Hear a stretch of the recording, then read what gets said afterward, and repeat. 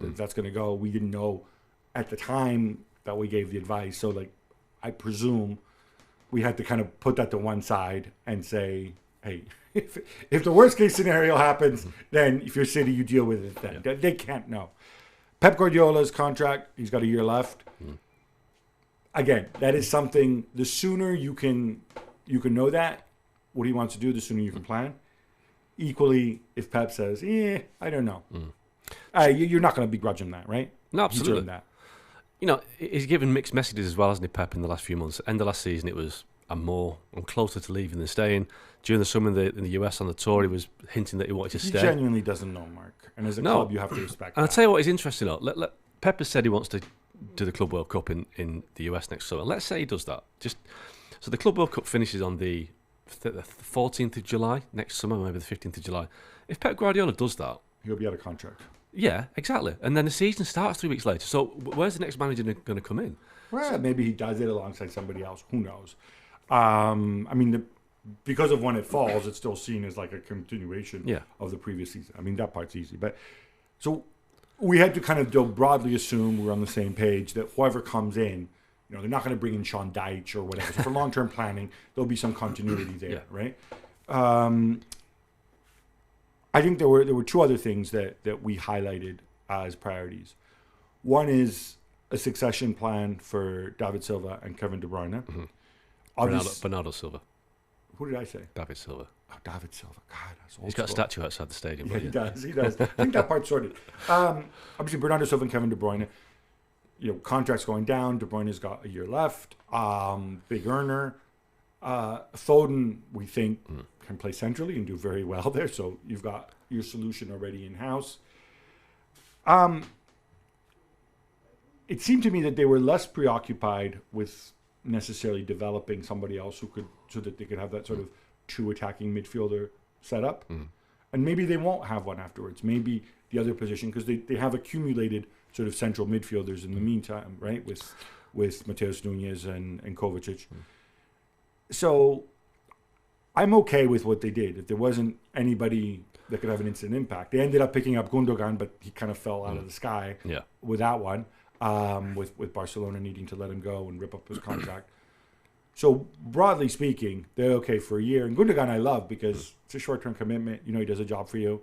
If new manager post-Guardiola wants to go another direction, you can do that. Absolutely. And look, Man City are well placed. The squad is very big. It's very talented.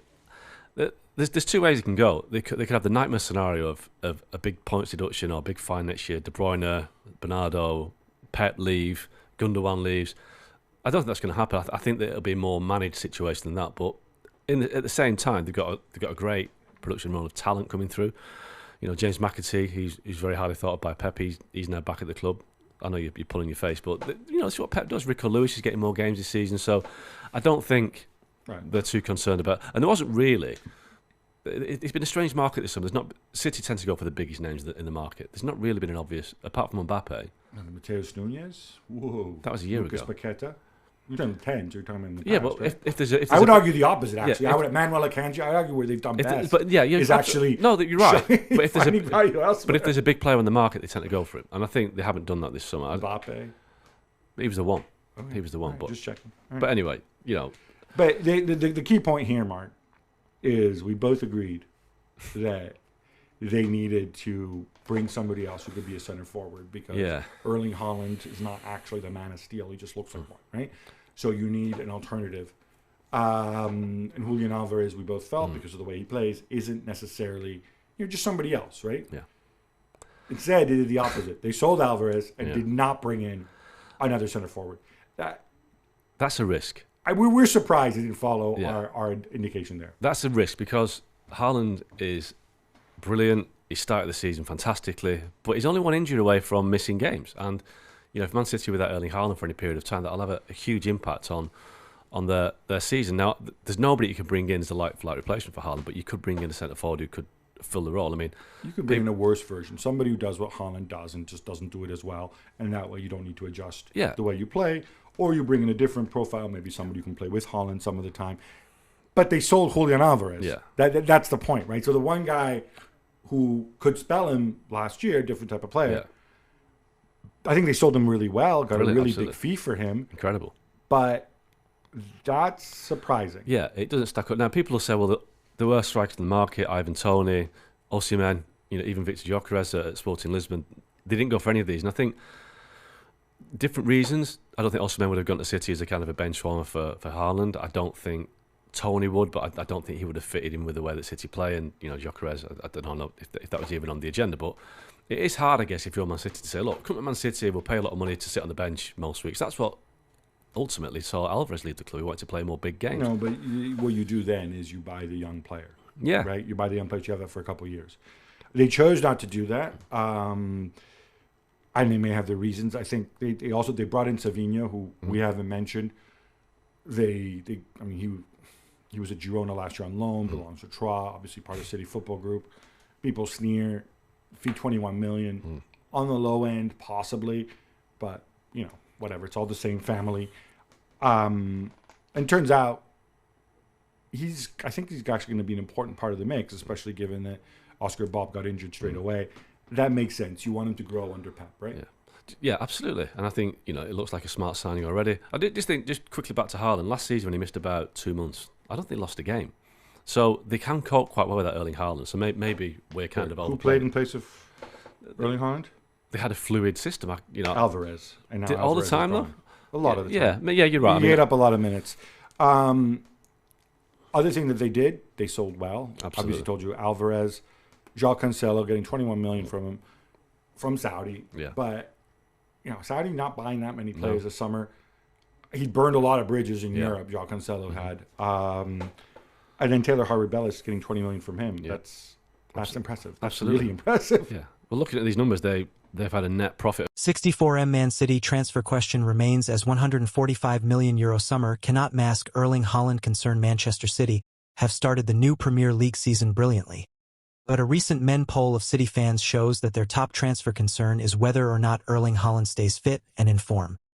Manchester City may have made a perfect start to the new Premier League season, but there's always more work to be done when you are the defending champions, especially when it comes to transfers. City have developed a reputation for being savvy transfer operators in recent years, and it was more. Win 2 tickets for Arsenal Etihad clash through City in the Community. The club's charity, City in the Community CITC, is offering supporters the chance to win a pair of tickets for Manchester City's Premier League home match against Arsenal on Sunday, 22 September. Supporters signed up to the CITC prize draw before 2,359 p.m. GMT on Sunday, September 15th will be placed in a one-off bonus draw, which gives them the potential chance to attend the highly anticipated fixture with a +1. If you are already subscribed to September's prize draw, you will automatically be added to this bonus draw for tickets. The City in the Community prize draw, which was launched last year, offers fans around the world the opportunity to get their hands on signed player shirts, cash prizes, and much more each month for just €5 a ticket. City's 2024-25 Premier League start in numbers. City have started well in our hunt for a record 5th successive Premier League title. Pep Guardiola's side are one of only 2 teams in the division with a 100% record, claiming 3 wins from 3 so far. Alongside us are regular title challengers Liverpool, who are this season managed by Arne Slot after an incredible era that saw Guardiola and Jurgen Klopp go toe-to-toe. While it's still very early days, Guardiola will be pleased with how his team have begun the chase for a record-extending 5th title, having become the first team ever to win 4 in a row last time around. So far, we have defeated Chelsea, Ipswich Town, and West Ham United. With the first international break of the season meaning there's no top-flight football this weekend, it's a good chance to take stock of our season so far.